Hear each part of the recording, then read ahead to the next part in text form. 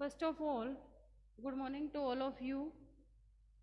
Today we are going to be started chapter number 4 and the title is The Rat Trap. Rat Trap का means क्या होता है सबसे पहले ये जानना ज़रूरी होता है। देखिए रैट का मतलब होता है चूहा या माउस, ओके, चूहा।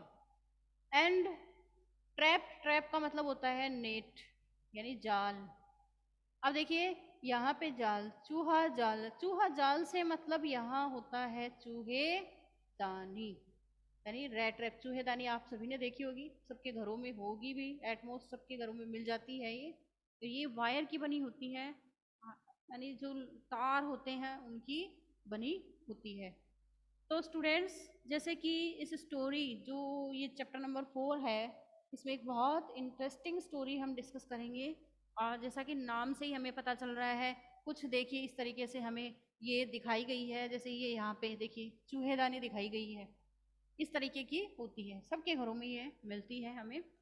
तो स्टूडेंट्स, ये बता दूं इस चैप्टर का नाम ये इसलिए रखा गया है चूहेदानी, क्योंकि चूहेदानी बनाने वाला एक गरीब व्यक्ति, जो कि एक थिफ था, एक चोर था स्टार्टिंग में, लेकिन लास्ट में वो जो है एक एल्सा नाम की एडला विलियमसन नाम की एक लड़की की वजह से, एक गर्ल की वजह से, जो अपने ये जो इविल डीड्स हैं, बुरे जो काम है, इन सब को गिव अप कर देता है, छोड़ देता है और एक गुड लाइफ को फॉलो करने लग जाता है, एक गुड मैन बन जाता है, एक अच्छा पर्सन बन जाता है।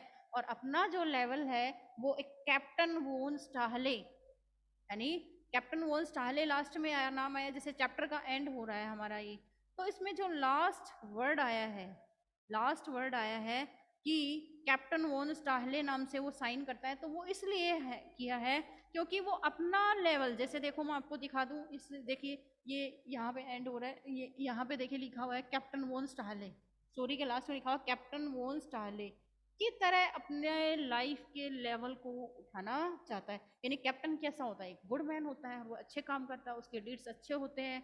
इसी का रिजल्ट होता है कि वो अपना जो लेवल है, अपना जो ये जो चोरी करने का, थिवरी करने का, ये सारे जो वेज हैं वो उनको गिव अप करना चाहता है और एक अपना जो लाइफ का स्टाइल है या लेवल है, रहने का जो तरीका है, उसको चेंज करके टोटली एक गुड मैन के रूप में, एक अच्छे या एक नाइस पर्सन के रूप में कन्वर्ट हो जाना चाहता है। तो एक कैप्टन के लेवल तक अपनी लाइफ के लेवल को वो ले जाना चाहता है, यानी इतना अच्छा गुड डीड वो अपनी लाइफ में करना चाहता है। तो चलिए लेट स्टार्ट टुडेज स्टोरी। तो स्टार्ट करते हैं द रेड ट्रैप चूहेदानी। अबाउट द अथर, इस लेखक के बारे में, अथर के बारे में। Selma Lagerlof 1858-1940 was a Swedish writer, यानी एक स्वीडन की रहने वाली राइटर थी, स्वेडिश थी। whose stories have been translated into many languages, और उनकी जो स्टोरीज थी, जो लिखी थी उन्होंने, उन्हें कई लैंग्वेजेस में ट्रांसलेट किया जा चुका है। एक universal theme runs through all of them, एक सार्वभौमिक सत्य उनकी सभी स्टोरीज के बीच से निकल कर आता है, वो है ए बिलीफ, एक विश्वास, that the essential goodness in a human being can be awakened through understanding and love, कि अंडरस्टैंडिंग और लव यानी समझ और प्यार के द्वारा, लव के द्वारा, अफेक्शन के द्वारा, स्नेह के द्वारा, जो है किसी भी ह्यूमन बीइंग की लाइफ की जो इसेंशियल गुडनेस है, यानी जो जरूरी या आवश्यक अच्छाइयाँ हैं, उनको जगाया जा सकता है। ऐसा कुछ थॉट या थीम हमें इस स्टोरी से समझने को मिलेगा। This story is set amidst the mines of Sweden, Sweden जो है उसकी जो माइंस है या जो खदाने हैं, खाने हैं, वहाँ के बीच में इस स्टोरी को लिखा गया है, सेट किया गया है। रिच इन आयरन ओर, यानी जो आयरन ओर है उसमें ये काफ़ी समृद्ध है, धनी है। Which figure large in the history and legends of that country, और ये जो है हिस्ट्री जो है इसमें मतलब काफ़ी ये जो सारी यानी माइंस ऑफ स्वीडन है, इन सब के बारे में हिस्ट्री में ये सब कुछ भरा हुआ है, बताया हुआ है हिस्ट्री बुक्स में। एंड लेजेंड्स, और वहाँ की जो दंत कथाएं हैं, वहाँ की जो कहानियाँ हैं, वो इस देश में काफ़ी फेमस है, इस कंट्री में, स्वीडन में। The story is told somewhat in the manner of a fairy tale. ये जो स्टोरी है वो उसे बताया गया है एक मतलब फेरी, एक परी कथा के तरीके से इसे बताया गया है। तो चलिए हम इसको स्टार्ट करते हैं। Once upon a time there was a man. एक बार की बात है कि एक मैन था who went around selling small rat traps of wire. वह इधर उधर घूमता था और छोटी छोटी तार की बनी हुई, वायर की बनी हुई छोटी छोटी चूहेदानियों को बेचते हुए, सेलिंग करते हुए इधर उधर घुमा करता था। He made them himself at odd moments. Odd moments का मतलब होता है ओकेजनल, कभी कभी, जब कभी उसे, जब तब जब उसे टाइम मिलता तो वो क्या करता, मोमेंट्स, वह इसे बनाया करता था। And from the material he got by begging in the stores और at the big forms.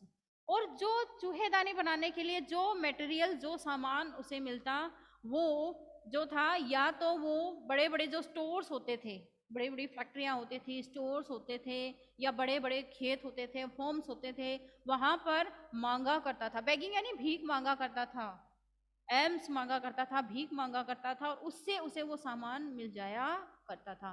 But even so the business was not specially profitable.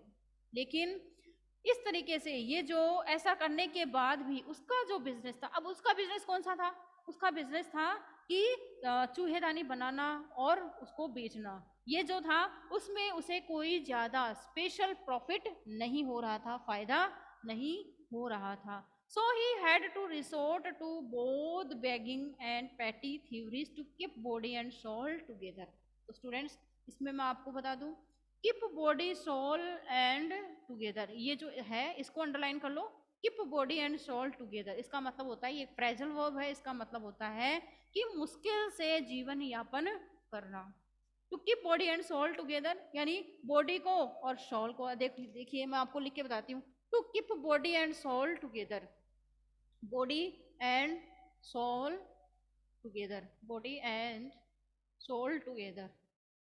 अब देखिए इसका मतलब क्या होगा, इसका meaning to keep body and soul together. ये देखिए टू कीप का मतलब क्या हुआ, रखना, टू कीप यानी रखना। अब देखिए बॉडी, बॉडी यानी शरीर को, एंड यानी और, सोल यानी आत्मा, टुगेदर यानी साथ साथ, टुगेदर यानी साथ साथ। ये मैं इस तरीके से इसलिए बता रही हूँ ताकि आप इसमें कभी कंफ्यूज नहीं हो। तो इसमें मतलब हुआ शरीर और आत्मा को साथ साथ रखना। अब शरीर और आत्मा कब साथ साथ रह सकती हैं, जब हमें क्या मिले, टाइम टू टाइम खाना मिले, हम जीवन यापन क्या कैसे कर पाए, ढंग से कर पाए। तो इसमें मतलब है कि मुश्किल से, अब उस जैसे व्यक्ति के लिए यहाँ क्या मतलब हुआ, मुश्किल से जीवन यापन करना, जीवन यापन करना यानी जीवित रहना, जीवन यापन करना या जीवित रहना, अलाइव रहना, ये सारा इसका मतलब है। तो यहाँ तक, तो यहाँ इसका मतलब हुआ लाइन का, so he had to resort to both begging and petty thieveries. इसलिए उसे भीख मांग कर, बेगिंग करके और छोटी मोटी चोरी कर कर, थीवरी करके जो है अपना जीवन यापन करना पड़ता था, यानी मुश्किल से वो अपना जीविकोपार्जन कर पाता था। इवन सो, इतना करने के बावजूद, हिज क्लोथ्स वर इन रैग्स। देखिए वर्ड आया है RAGS, रैग्स। रैग्स का मतलब होता है चिथड़े, चिथड़े यानी फटे पुराने कपड़े। रैग्स यानी चिथड़े, फटे पुराने जो कपड़े थे वो पहने हुए रखता था। And his cheeks were shrunken, cheeks were shrunken, shrunken यानी होता है कि डूबे हुए थे। एंड चिक्स यानी गाल, जैसे आपने देखा होगा ना, कईयों के गाल जो होते हैं, चिक्स जो होते हैं अंदर तक धसे होते हैं, तो उसी तरीके से उसके गाल धसे हुए थे, शंकन थे। And hunger gleamed in his eyes, और उसकी आंखों में, आंखों से जो है भूख झलकती थी, यानी भूख उसकी आंखों से झलकती, उसे देखकर, उसकी आंखों को देखकर ऐसा लगता था, उसके फिजिकल स्ट्रक्चर को देखकर, गेस्टर को देखकर ऐसा लगता था, उसकी फिजिकल मतलब जो उसका जो स्ट्रक्चर था उसको देखकर हमें ऐसा फील होता था कि जैसे इसने कई दिनों से भरपेट खाना ना खाया हो, ऐसा फील होता था। क्यों फील होता था? क्योंकि उसके जो क्लोथ्स थे वो चिथड़े थे, फटे पुराने थे, और जो है उसकी जो गाल हैं वो धसे हुए थे, और उसकी आंखों में झांक कर ऐसा लगता था देखकर कि जो है उसने कई दिनों से भरपेट खाना न खाया हो। No one can imagine how sad and monotonous life can appear to such a vagabond. अब देखिए, वैगाबोंड का मतलब होता है घुमक्कड़ जाति वाले। आपने सुना होगा ना, घुमक्कड़ जाति के लोग। अब घुमक्कड़ जाति के लोग क्या करते हैं? घूमते रहते हैं बिना किसी पर्पज के, बिना किसी उद्देश्य के, इधर उधर घूमते रहते हैं। सैड एंड मोनोटनस, सैड यानी दुखी, एंड मोनोटनस का मतलब हो गया कि नीरस, डिसअपॉइंटेड। दुखी और डिसअपॉइंटेड होकर वो घूमते रहते थे। ऐसा ही इसके साथ होता है कि जो ये रेड ट्रैपर है या जो ये फेरी वाला है, ये घूमता रहता है, और बिल्कुल से उसकी जो लाइफ है वो नो वन कैन इमेजिन, कोई भी कल्पना नहीं कर सकता कि कितना दुखी और कितना नीरस उसकी जीवन जो है, उसकी जो लाइफ है वो है, और वो एक मक्कड़ जाति के व्यक्ति की तरह है। Who plots along the road. अब प्लॉट्स, प्लॉट्स यानी ट्रेवल करना, यात्रा करना। वह क्या करता है? रोड के किनारे किनारे, सहारे सहारे ट्रेवल करता रहता है, प्लॉट्स करता रहता है। Left to his own meditations, left to his own meditations, वह अपने खुद के जो मेडिटेशन है, मेडिटेशन यानी विचार है, जो उसके तर्क वितर्क जो है, उसके सोचने समझने की जो पावर है, उन सबको छोड़ चुका होता है। अब आप खुद ही बताइए, इंसान जो है, ह्यूमन बीइंग जो है, वो तर्क वितर्क कब करता है? जब उसमें उसके मतलब उसका पेट भरा हो, वो हंग्री ना हो, भूखा ना हो, उसका पेट भरा हो, तभी तो उसके माइंड में एनर्जी आती है, और तभी तो वो एक स्टेमिना पैदा होता है, क्रिएट होता है, और इसी की वजह से वो तर्क वितर्क कर पाता है, मेडिटेशन कर पाता है, यानी ध्यान एकाग्र कर पाता है। लेकिन ऐसा कुछ भी उस रेड ट्रैपर के साथ नहीं था। But one day this man had fallen into A line of thought. लेकिन एक दिन ये जो रेड ट्रैपर है वो क्या करता है? फेरी वाला जो है, वो चूहेदानी बनाने वाला जो है, एक दिन ये जो मैन है हेड फॉलन, वो गिर गया। किसमें गिर गया? Into A line of thought, विचार की एक लाइन में, एक श्रृंखला में, एक पंक्ति में गिर गया। यानी वो सोचने लगता है। क्या सोचने लगता है? एक दिन which really seemed to him entertaining, और ये बात जो है, जो वो सोचता है, वो वास्तव में मनोरंजन देने वाली थी, मनोरंजक थी काफी। He had naturally been thinking of his rat traps, वह अपने उन रेड ट्रैप्स, चूहेदानियों के बारे में सोचता है प्राकृतिक रूप से। when suddenly he has struck by the idea, तब अचानक उसके माइंड में एक आइडिया आता है, एक विचार आता है, that the whole world about him। अब देखिए, अबाउट हिम, अबाउट यानी चारों तरफ, अबाउट का मतलब होता है लगभग, लेकिन यहाँ पे मतलब लिख लेगा चारों तरफ, यानी कि पूरी दुनिया जो उसके चारों तरफ है। किसके चारों तरफ? उस रेड ट्रैपर के चारों तरफ। The whole world with its land, यानी जितनी भी लैंड है इस पूरे वर्ल्ड में, पूरे यूनिवर्स में, एंड सीज, जितने भी समुद्र हैं, इट्स सिटीज, जितने भी शहर हैं, एंड विलेजेस, जितने भी गांव हैं, जितने भी विलेजेस हैं, was nothing but a big rat trap, वो सारे कुछ नहीं है, सिर्फ एक बड़ी सी चूहेदानी है। It had never existed for any other purpose than to set baits for people. अब देखिए आगे की लाइन में जो रेड ट्रैपर है वो कहता है कि एग्जिस्टेड यानी अस्तित्व, नेवर यानी कभी नहीं। It had never existed for any other purpose, यानी कंपेयर देन, THEN देन का यूज हम क्या कहते हैं? देखिए, THEN देन, इसका मतलब होता है तब। THEN जब हम लिखते हैं, यदि अगर हम इस ई की जगह ए कर दें, THAN, तो इसका मतलब हो जाता है, इसका तो मतलब करता है हम तुलना के लिए, जब एक थिंग की हम दूसरे थिंग से कंपैरिजन करते हैं, तुलना करते हैं, तो हम लिखते हैं देन, यानी इसके तुलना में, इसके कंपैरिजन में, तो ठीक, और उसका मतलब होता है तब, ई आती। तो यहाँ पे वो क्या कहता है? It had never existed for any other purpose than to set baits for people.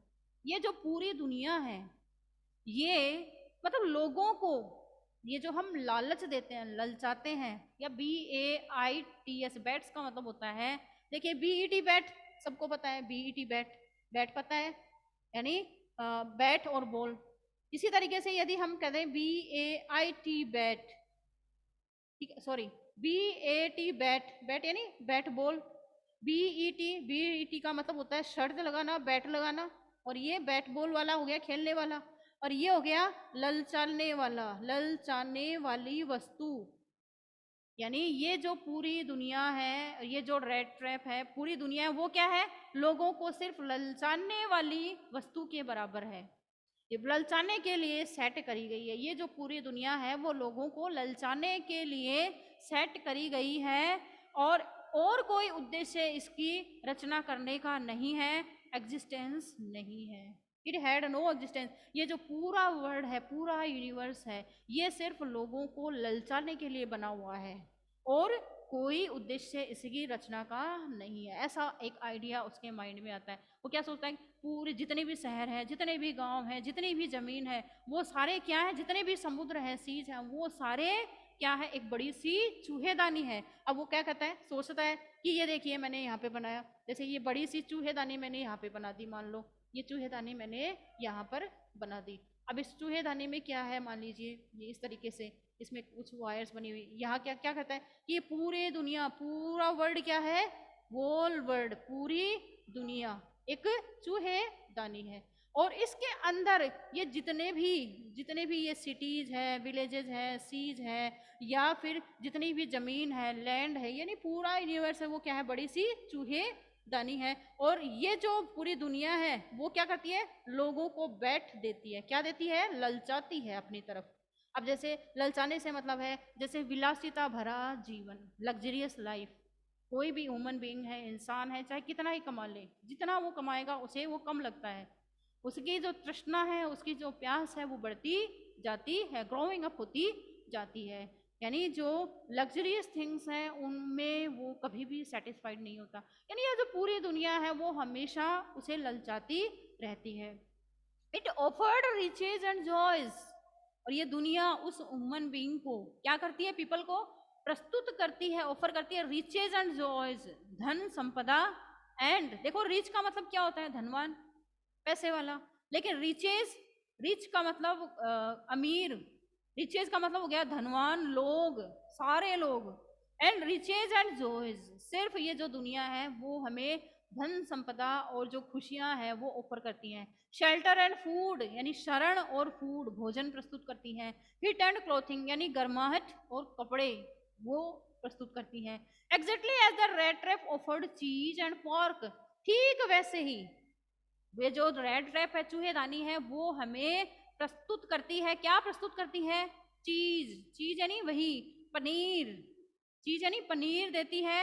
And pork, pork का मतलब होता है पिग मीट, सुअर का मांस, वो हमें पिग मीट हमें प्रस्तुत करती है ये पूरी चूहेदानी। अब मान लीजिए ये चूहेदानी है, चूहेदानी है, इसके अंदर क्या रखा जाएगा, चूहे हैं घर में तभी तो हम चूहेदानी लाते हैं। तो उसमें हम क्या करते हैं, चूहों को फंसाने के लिए, बैठ देने के लिए हम क्या करते हैं, उसमें या तो पोर्क रखा जाता है, या फिर उसमें चीज रखा जाता है, पनीर रखा जाता है, और उसकी सुगंध से ब्रेड रखी जाती है, चपाती रखी जाती हैं, और वो भी घी लगाकर, बटर लगाकर, जिससे कि उसकी स्मेल से ही, ये जो स्मेल है वो उन्हें क्या करेगी, बैठ देगी, ललचाएगी, और वो चूहे इस तरीके से यहाँ से एंटर करेंगे, और इंटर करने के बाद, एक बार इंटर होने के बाद चाहकर भी बाहर नहीं निकल पाएंगे। तो ये चूहेदानी क्या किया, उन चूहों को बैठ किया, ललचाया। वैसे ये पूरी दुनिया क्या है, चूहेदानी है, और हम लोग क्या है, पीपल जो ह्यूमन बीइंग है वो ललचाते रहते हैं, किस किस के लिए, वेल्थ के लिए, रिच के लिए, धन संपदा के लिए, और क्या, शेल्टर के लिए, फूड के लिए, लग्जरियस थिंग्स के लिए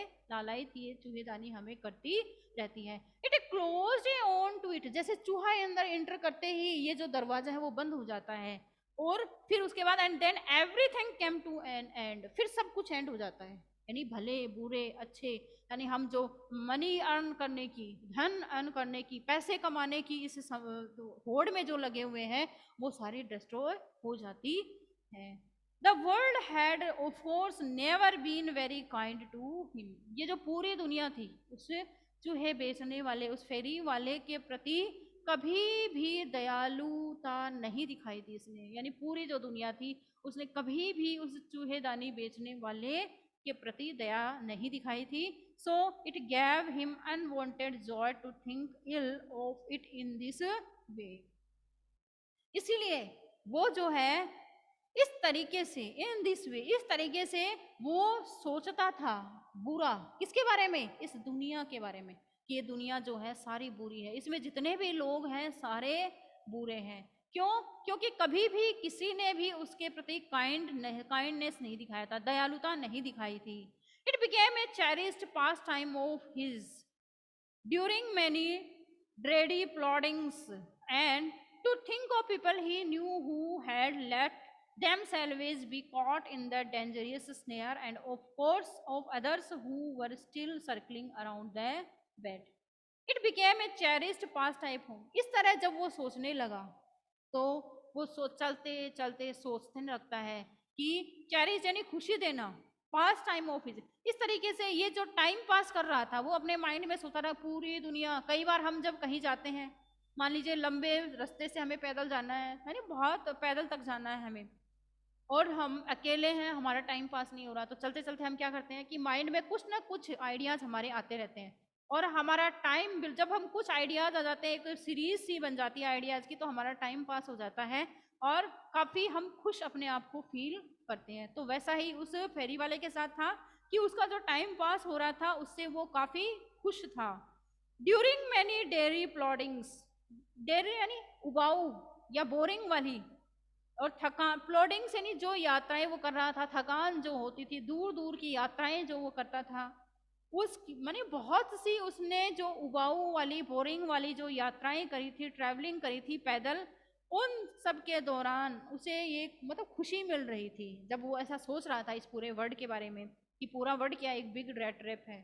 टू थिंक ऑफ पीपल, जब उसने लोगों के बारे में जाना सोचा, he knew who had let themselves be caught in the dangerous snare, dangerous यानी खतरनाक, स्नेयर यानी फंदा या जाल, यानी ये जो खतरनाक जाल है या फंदा है, इसमें जब उन लोगों के बारे में उसने सोचा कि जो इसमें फंसते जा रहे हैं, उन लोगों के बारे में सोचा कि सारे लोग इस जाल में फंस रहे हैं, इसे माने ये जो बिग रेड ट्रैप है, बिग रेड ट्रैप रूपी ये जो दुनिया है, ये सारे लोग इस दुनिया में जितने लोग हैं, इस वर्ल्ड में, इस यूनिवर्स में जितने लोग हैं, सारे इसमें फंसते जा रहे हैं, इस डेंजरियस, इस खतरनाक जाल में, नेट में, एंड ऑफ अदर्स, और उन दूसरे लोगों के बारे में जिन्होंने सोचा कि जो इस ललचाने वाली वस्तु के चारों तरफ घूम रहे हैं कि कब हम इसमें इंटर करें। तो इन सब के बारे में जानकर वो काफी खुश अपने आप को फील करता है।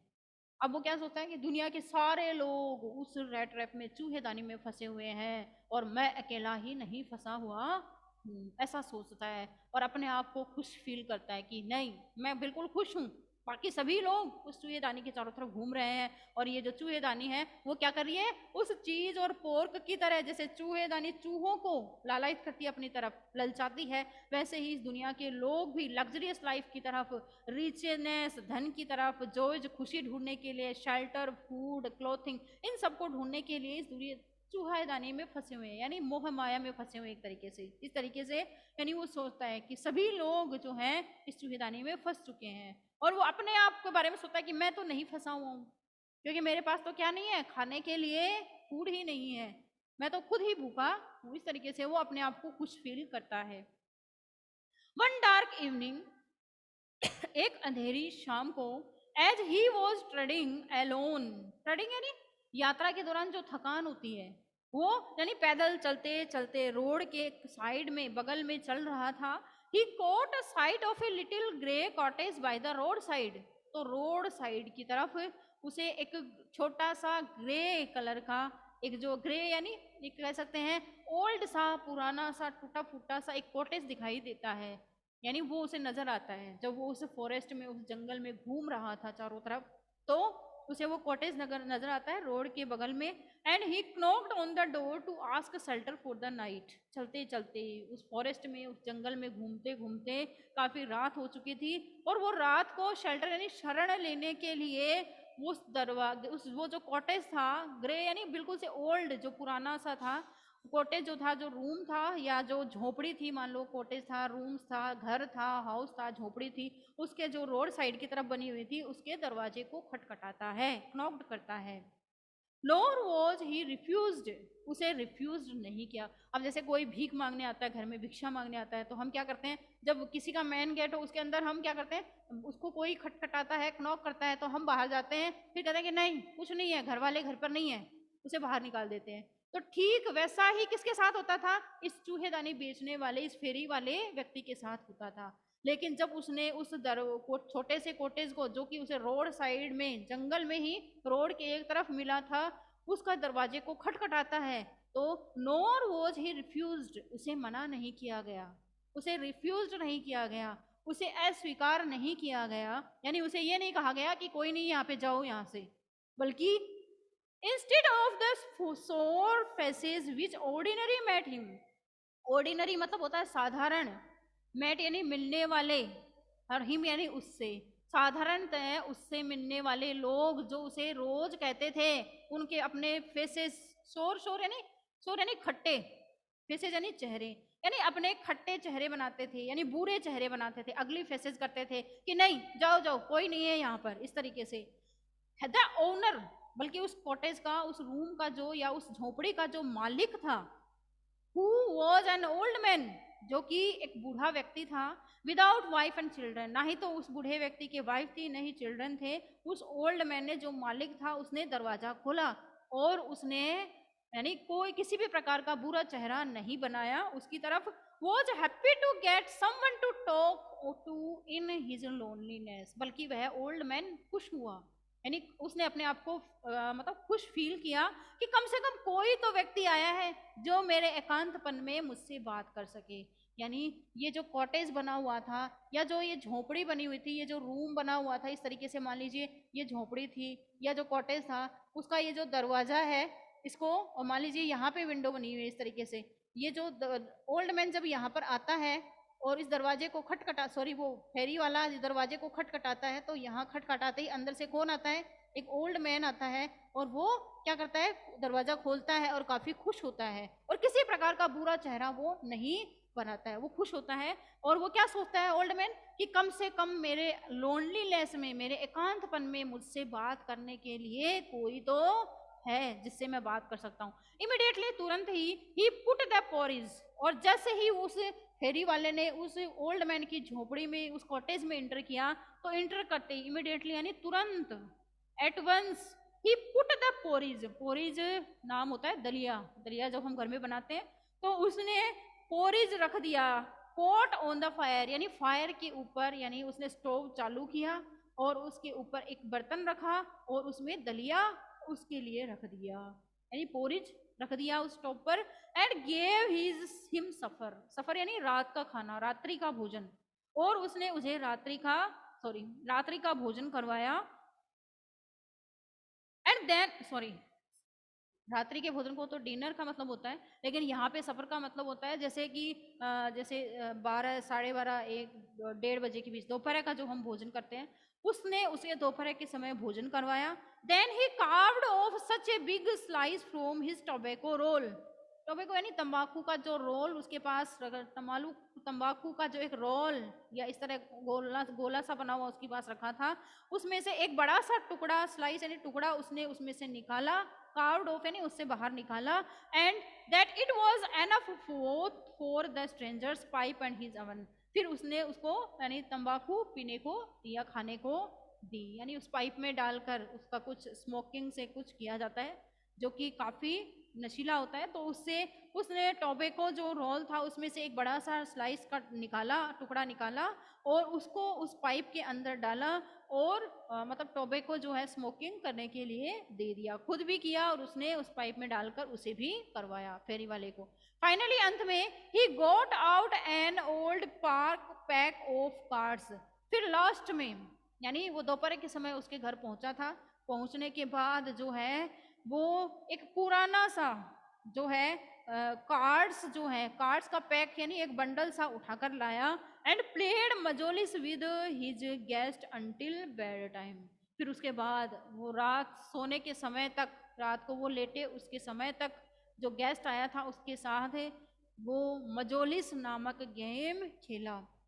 अब देखिए मजोलिस, अब देखिए मजोलिस, मजोलिस का मतलब क्या हुआ, मजोलिस की is a game of cards, card games यानी जो ताश के पत्तों का गेम होता है उसका नाम मजोलिस यहाँ बताया गया है कि दोनों रात को लेटने तक, जब तक वो नहीं सोए, उन्हें नींद नहीं आई, तब तक वो मजोलिस नामक उस गेम को खेलते रहे, ताश के पत्तों का जो गेम है उसको खेलते रहे। और सफर में उन्होंने पोरिज खाया था, दलिया खाया था। The old man was just as generous with his confidences as with his porridge and tobacco. जो ओल्ड मैन था, जो बूढ़ा व्यक्ति था, जो ओनर था, जो मालिक था उस कॉटेज का, उस रूम का या उस हट का, वो काफी उदार था। जनरस यानी काफी उदार था, जेंटल था। विद हिज कॉन्फिडेंस से यानी अपने जो कॉन्फिडेंसेस थी, जो गुप्त बातें थी, जो सीक्रेट बातें थी, उनको वो बताना चाहता था। किसे? उस व्यक्ति को। किसको? उस फेरी वाले को जो कि उसके घर आया था। As with his porridge and tobacco, यानी अब उसने उसे दलिया खिलाया था, तंबाकू जो उसने उसको दी थी, उसकी वजह से जो ओल्ड मैन था वो उसे बिल्कुल मतलब दयालुता नजर आ रही थी उसको, उस पर, कि नहीं मुझे, जैसे कई बार हमारे घर गेस्ट आते हैं तो हम क्या करते हैं, हम खुद भूखे रह जाते हैं लेकिन वो गेस्ट को अच्छा खिलाते हैं, कहते हैं अतिथि देवो भव। तो वैसा ही कुछ उस ओल्ड मैन के माइंड में आ रहा था कि मैं मतलब कि अपने सारे सीक्रेट्स, यानी मैं अब मतलब वो जो ओल्ड मैन था उसको, वो जो फेरी वाला था, मतलब उस ओल्ड मैन को उस फेरी वाले पे विश्वास होने लगा था, कॉन्फिडेंस होने लगा था कि ये अच्छा है, यानी मैं इसे टोबैको दूंगा। पोरे इसी का रिजल्ट था कि वो उसे टोबैको खिला रहा था और उसको पोरिज दे रहा था, खिला रहा था। The guest was informed at once that in his days of prosperity. फिर जो वो मेहमान है, जो फेरी वाला था, वो जो गेस्ट था, उसे उस ओल्ड मैन ने बताया, इन्फॉर्म किया, सूचना दी। क्या सूचना की? एट वंस, तुरंत ही। क्या सूचना दी? That in his days of prosperity, जब वो कभी धनवान था, प्रोस्पेरिटी यानी समृद्धिशाली था, जब वो कभी समृद्धिशाली के दिनों में, या जब मैं काफी धनवान था उन दिनों में, his host had been a crofter at Ramsjo iron works. Ram's जो आयरन वर्क्स जो है वो एक नाम से फैक्ट्री है, राम्स जो आयरन मिल्स जो है, वहां पे वो काम किया करता था। और वो एक क्रॉफ्टर, एक किसान के रूप में, एक जमींदार के रूप में वहां पर, हाँ, कभी मैं काम किया करता था और काफी प्रोस्पेरस था, काफी समृद्धिशाली था, मेरे पास बहुत रुपए थे। And had worked on the land, और मैं वहां लैंड पर, जमीन पर काम किया करता था। Now that he was no longer able to do day labour. अब वो कहता है, क्राफ्टर उससे कहता है कि अब मैं जो है, यानी जो ओल्ड मैन, क्रॉफर यानी वो ओल्ड मैन जो है, वो उससे कहता है कि अब मैं मतलब मुझ में इतनी पावर नहीं है कि मैं पूरे दिन वहां काम कर सकूं, यानी उस राम्स जो आयरन वर्क था वहां पर पूरी तरह मैं काम कर सकता हूँ पूरे दिन, इतनी हिम्मत मुझ में नहीं है क्योंकि मैं काफी ओल्ड हो चुका हूँ इसी वजह से। लेकिन जब मैं वहां काम करता था तो वहां पर जो है मेरे पास काफी मनी था, मैं काफी समृद्धिशाली था। It was his cow. लेकिन अब जब मैं बूढ़ा हो चुका हूं तो मैं वहां काम करने नहीं जाता।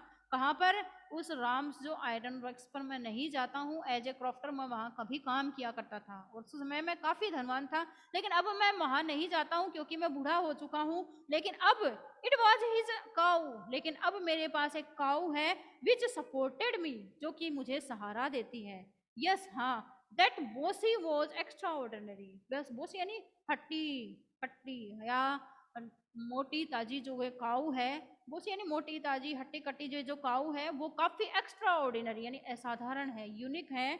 सी could give milk for the creamery every day. रोज, हर दिन वो मुझे बहुत अच्छा दूध देती है, क्रीम वाला दूध देती है। एंड लास्ट मंथ, और पिछले महीने, he had received all of 30 kronor in payment. और पिछले महीने ही मैंने जो है इसके दूध को बेचकर, क्योंकि इसके दूध में काफी क्रीम निकलती है, और इस क्रीम को बेचकर, इस दूध को बेचकर मुझे 30 क्रोनर रुपए मिले थे पिछले महीने ही।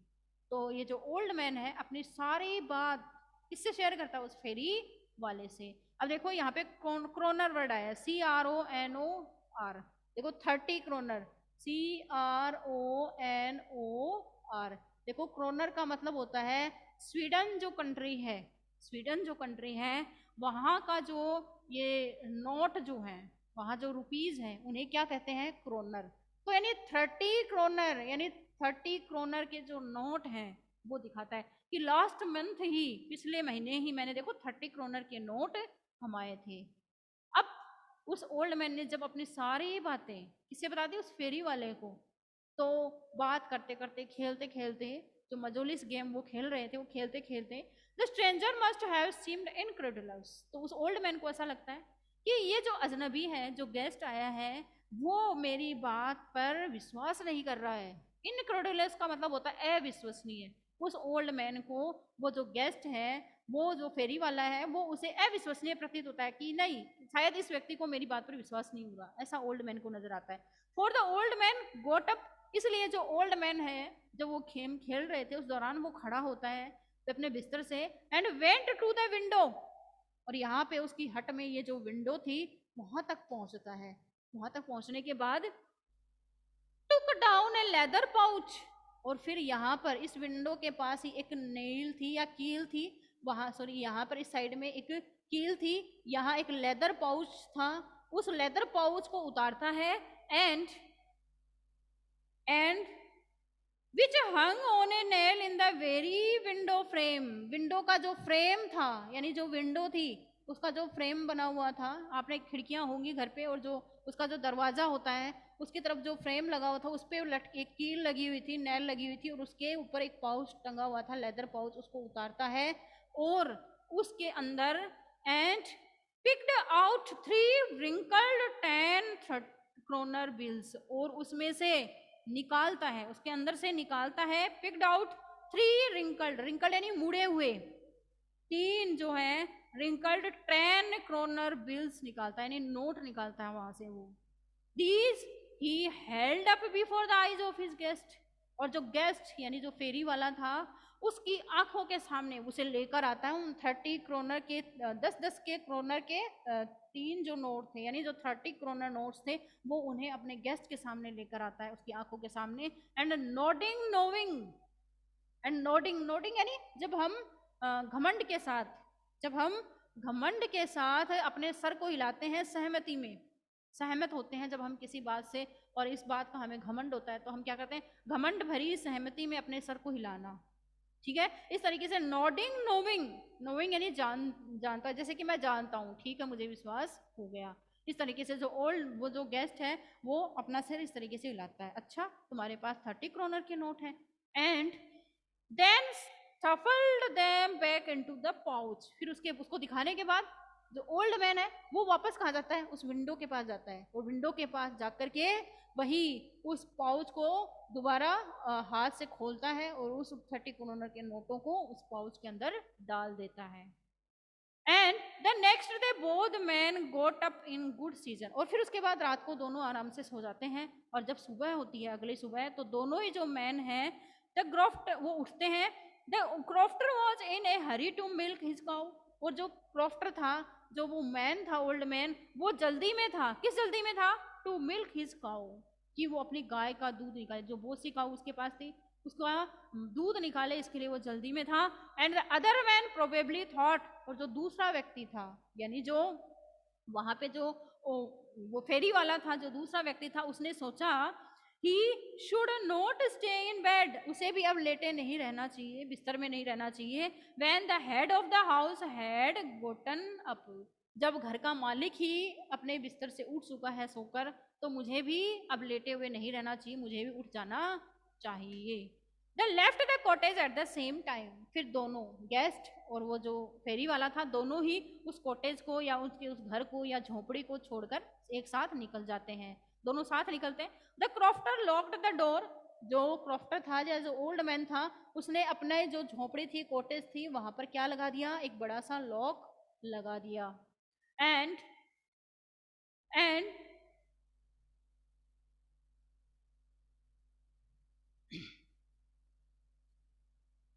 The left the cottage, the crofter locked the room and put the key in his pocket, और जो चाबी थी उसे अपने पॉकेट में रख लिया।